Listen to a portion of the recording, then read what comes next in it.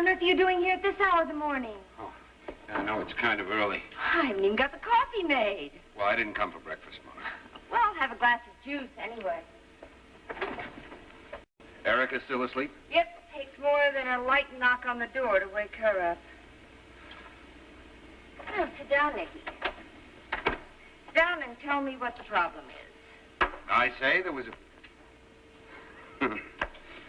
I can't blame you for assuming that every time Nick Davis shows up, it's got to be a problem. Oh, it's not that, Nicky, but you don't usually show up on my doorstep at this hour after working half the night. Well, what's the trouble? It's Phil, Mona. There's been a bad accident. Oh, no, Nicky. What happened? Oh, I don't know. It's some freak accident in the mailroom where he works. I still don't know all the details. It's not clear to me. Apparently some heavy cart, a loading cart or something. Its brakes failed and it rolled and hit Phil and pinned him against a wall. Oh, was he badly hurt? I don't know. And nobody's going to give me any details. Well, how did you find this out in the first place? By accident. I happened to be over at Link Tyler's when Ruth phoned him with the news. Nicky, you were at Link... Please. All right, never mind. How's Ruth bearing up? Well, she seems kind of shaky. Dr. Martin was with her. You went over there? Well, of course I went over there. Link Tyler wasn't going to give me any information. I had to find out if Phil was all right. Oh, Nicky. Mona, you forget he's my son. You're the first one who should forget that. You don't think I have a right to know? As far as Philip is concerned, Nicky, you have no rights at all. All right, call them obligations. Call them anything you want, but I'm going to New York. And what do you think you're going to accomplish by that? Well, at least I'll find out if Phil's okay. You don't really believe they'd actually try to withhold information from you, do you? Well, I know Dr. Martin said he'd call me this morning, Mona, but, well, I don't know. If Dr. Martin said he'd call you, Nicky, he will call you. Now, you just stay out of it. Nicky, will you please? There's no necessity for you to go to New York. What do you mean there's no necessity? Nicky, please sit down. Philip is not your son, legally or morally. He's Ruth Brent's son, and has been for the 19 years of his life. And she's the only one who has a right to be there. Yeah, but that's just the point, Mona. She's not going to New York, so somebody... What do you mean she's not going? Well, Philip made Ann Tyler promise that she wouldn't tell anybody in Pine Valley about the accident. Ruth feels that if Philip didn't want her to know about it, she shouldn't go. And you feel you should. Oh, I have to, Mona. I mean, he might be injured seriously. Then we wouldn't be there if he needed us. Nicky, he doesn't need you. Well, he may not want to see me. But that's two different things. Oh, now, Nicky, don't split hairs. With me, it's all the same thing. Physically, there's absolutely nothing you can do. I'm sure that he's getting the very best care available. I don't doubt that for a minute. And emotionally, there's nothing you can do but cause a great deal of damage. Well, now, I just don't happen to see it that way, Mona. Nicky, you came to me for advice. Now, don't go to New York. Don't go. Just stay out of it. Oh, honey, I didn't know you were up. Well, with this racket, who could sleep? Why, what a wonderful way to greet your mother. Don't you even say good morning? When it is a good morning. Erica, would you like some juice?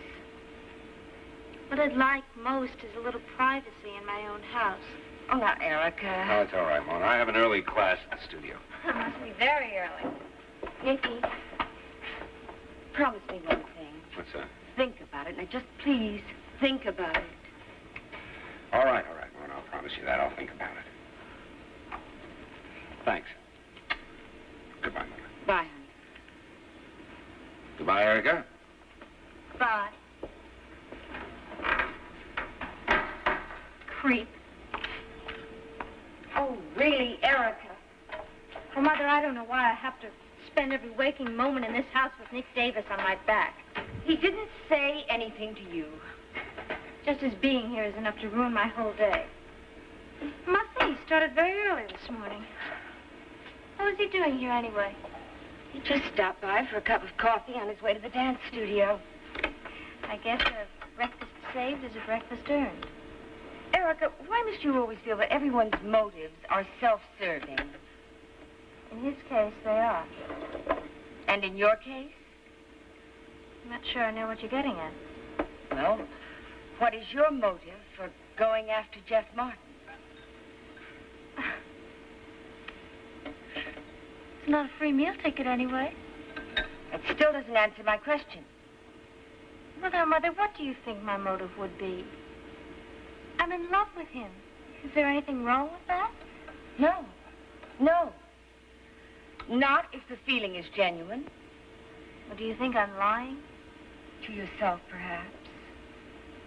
I don't think you have a way of knowing what your true feelings are, Erica. I don't think you've given yourself a chance to find out whether it's the real thing or not. Well, now, just how would I go about doing that? By giving yourself a chance to see other people, make dates with other boys, before you decide to get serious. Mother, I dated all through high school. And besides, I didn't just decide to get serious. I fell in love. Did you? Yes, I did. Really, I don't see why it's any concern of yours anyway. It's between Jeff and me. Erica, you're my concern. And I don't want to see anyone get hurt. Mother, how could I possibly get hurt? By rushing into something. Look, just don't worry about it, okay? Erica, I do worry. I want you to think about everything until you know what you really want. Mother, I not only know what I really want, I'm going to get it. Now, honey, what do you mean by that? I mean, I'm going to marry Jeff Martin.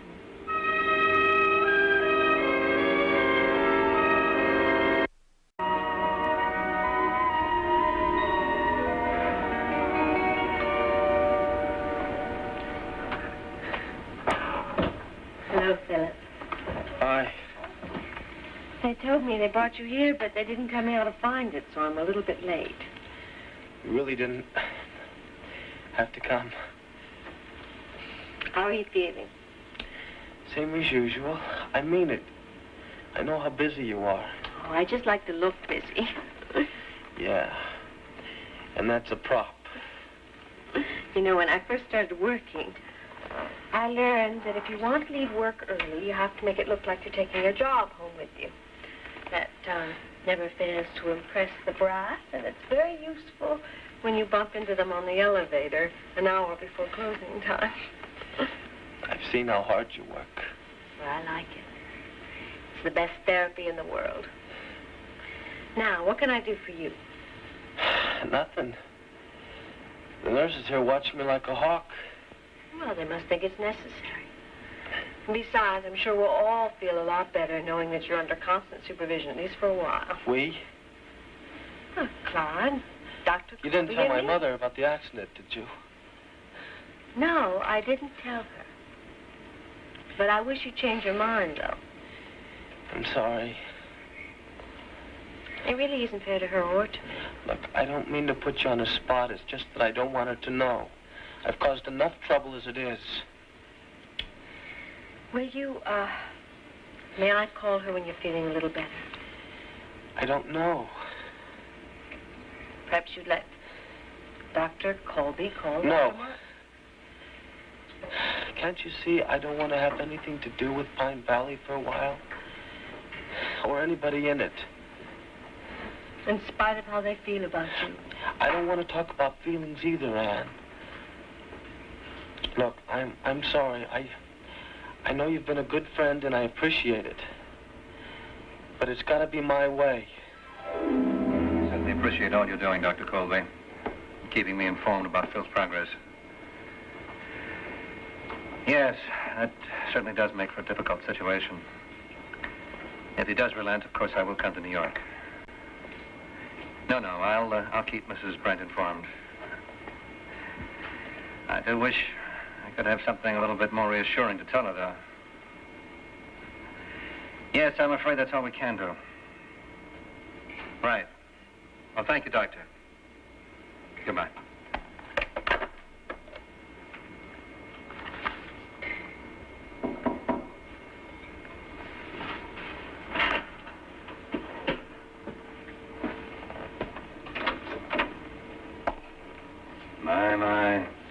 are the most elegant-looking camp counselor I have ever seen. Well, it's a very special occasion when a girl has a dinner date with her father. Tara, before we go, What is it, Dad? I have some news that I think I ought to tell you before we go to dinner.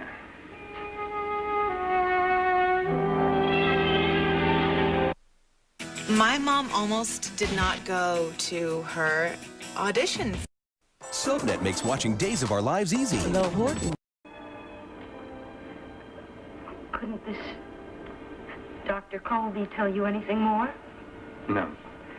The tests, of course, are continuing, but the results so far are encouraging. Doesn't seem to be any internal injuries. What about the pain in his back?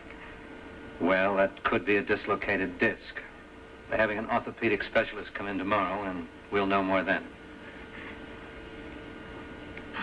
Dad, I know you're very busy, but do you think you could go to New York and see how he is? Honey, Municipal Hospital is a very fine hospital. Dr. Colby promised to keep me informed. Well, could I go? I mean, I know he doesn't want to see me, but at least he'd know that I was there. Honey, he doesn't want to see anybody. Not even Mrs. Brent? He made Anne promise that she wouldn't even let us know about it. Well, I'm glad she went back on her word. I mean, I'd rather know than not know, wouldn't you? You see, I knew about it anyway. No one had to tell me. What do you mean you knew about it? Well, you remember the nightmare I had last night? That something happened to Phil? Honey, that was just a dream. No, but it came true. Okay. All right, we're not going to argue about it. But I think the important thing is for you to realize that you ought to stay away from there for now, right? Yes, I understand. I wish there was something I could do. I know.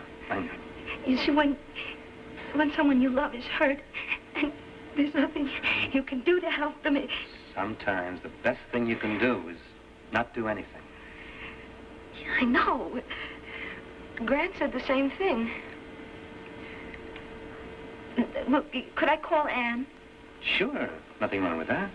Is it all right if I call her from here now? Well, look, why don't you wait until after we have dinner? By that time, Anne will probably go see Philip again, and she'll probably be back, and she'll have something to tell you. Oh, all right, okay. Meanwhile, why don't you try to think of a nice place we can go, and I'll get on my working clothes.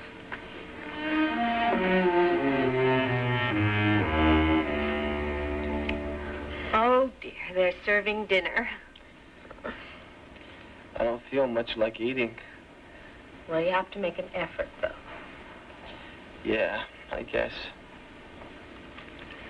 I'll see you after I've tried the cafeteria fare. You're not going to eat here? Yes. And then I can come back and see you, if you don't mind. There's no need to do that if you're fine. I'd rather hear that from Dr. Colby. It's just that I've been so much trouble for you. You're no trouble. I just wish... Well, you know what I wish? I'm not ready to go back to the valley, Anne. Are you sure? I'm sure. Okay. Then I won't argue with you. But, well, I'm off to sample the delicate cuisine of New York Municipal. Good luck. When I get back, we can, compare notes. Okay. Anne? Yes. Thank you. You really are a good friend. It's nice to hear that.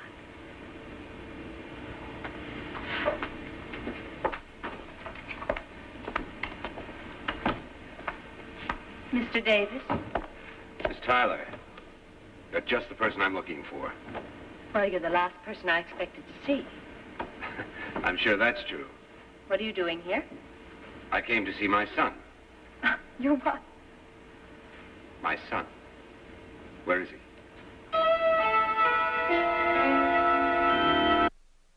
Hi, I'm Liza Huber. Don't go away because we have another great classic.